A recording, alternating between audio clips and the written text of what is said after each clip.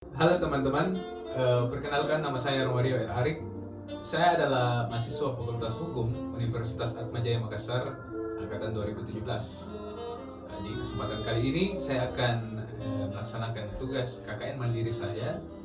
Saya akan membahas tentang pembuktian terbalik tindak pidana korupsi menurut Undang-Undang Nomor 31 Tahun 1999 Yunto Undang-Undang Nomor 20 Tahun 2001. Tetapi sebelumnya saya akan membahas dulu sistem pembuktian menurut KUHP.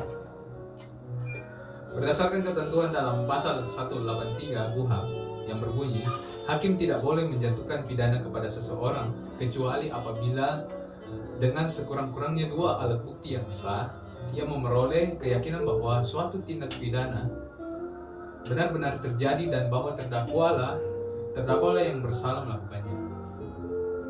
Maka dapat ditarik kesimpulan bahwa KUHP menggunakan teori pembuktian berdasarkan undang-undang secara negatif. Maksudnya bahwa seorang hakim tidak boleh menjatuhkan pidana kepada seseorang kecuali telah terdapat alat bukti yang sah bahwa suatu tindak pidana benar-benar terjadi dan memang terdakwalah yang melakukan perbuatan itu. Dalam menerapkan teori negatif menurut undang-undang, terdapat dua hal yang menjadi syaratnya. Yang pertama wetlik, yaitu alat bukti yang sah dan ditetapkan oleh undang-undang. Yang kedua negatif, yaitu dengan alat-alat bukti yang sah dan ditetapkan oleh undang-undang saja, belum cukup untuk memaksa hakim memidanakannya, tetapi masih dibutuhkan keyakinan hakim. Dengan demikian, antara alat-alat bukti yang keyakinan hakim diharuskan adanya hubungan kausal atau sebab akibat. Selain tercermin dalam pasal 183 KUHP, asas negatif wetlik tercermin pula dalam pasal 189 ayat 4 KUHP bahwa keterangan terdakwa saja tidak cukup untuk membuktikan bahwa ia bersalah melakukan perbuatan yang didakwakan kepadanya, melainkan harus disertai dengan alat bukti yang lain. Nah, saya akan masuk dalam pembuktian terbalik tindak pidana korupsi menurut Undang-Undang Nomor 31 Tahun 1999 Yunto Undang-Undang Nomor 20 Tahun 2001. Dalam Undang-Undang Nomor 31 Tahun 1999 Yunto Undang-Undang Nomor 20 Tahun 2001 dimaksudkan untuk mengganti Undang-Undang Nomor 3 Tahun 1971 tentang Undang-Undang Pemberantasan Tindak Pidana Korupsi yang dipandang tidak memenuhi kebutuhan masyarakat.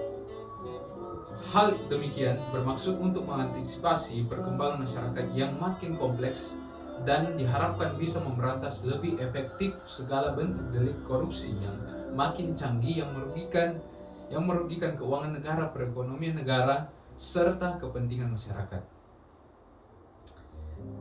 Dalam ketentuan Undang-Undang Nomor 31 Tahun 1999 terdapat sekelumit hukum acara yang harus diterapkan bagi penyidikan dan pemeriksaan di sidang pengadilan dalam perkara korupsi.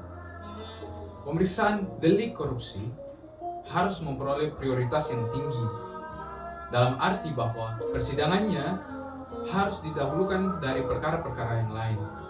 Sedangkan hukum acara yang diterapkan pada pemeriksaan perkara delik korupsi ialah hukum acara yang berlaku bagi perkara pidana, yakni Undang-Undang Nomor 8 Tahun 1981 tentang Kitab Undang-Undang Hukum Acara Pidana atau KUHP, kecuali ditentukan lain dalam undang-undang ini.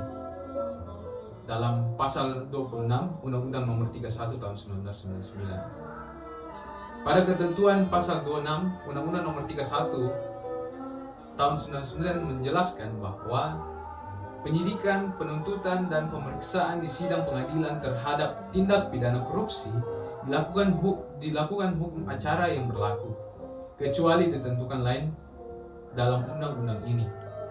Ketentuan lain itu tersebut yaitu penyidikan, penuntutan, dan pemeriksaan di sidang.